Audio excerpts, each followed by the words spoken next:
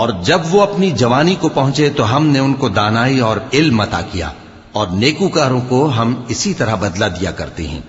اور جس عورت کے گھر میں وہ رہتے تھے اس نے ان کو اپنی طرف مائل کرنا چاہا اور دروازے بند کر کے کہنے لگی، یوسف جلدی آؤ۔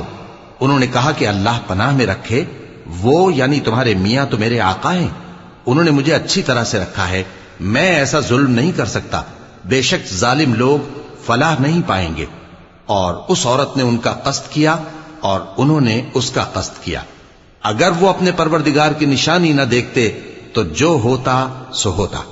یوں اس لیے کیا گیا کہ ہم ان سے برائی اور بے حیائی کو روک دیں، بے شک وہ ہمارے چنے ہوئے بندوں میں سے تھے۔ اور دونوں دروازے کی طرف بھاگے، آگے یوسف پیچھے زلیخا، اور عورت نے ان کا کرتا پیچھے سے پکڑ کر جو کھینچا تو پھاڑ ڈالا، اور دونوں کو دروازے کے پاس عورت کا خاوند مل گیا۔ تو عورت بولی کہ جو شخص تمہاری بیوی کے ساتھ برا ارادہ کرے اس کی اس کے سوا کیا سزا ہے کہ یا تو قید کیا جائے یا اسے دکھ کا عذاب دیا جائے۔ یوسف نے کہا، اسی نے مجھ کو اپنی طرف مائل کرنا چاہا تھا۔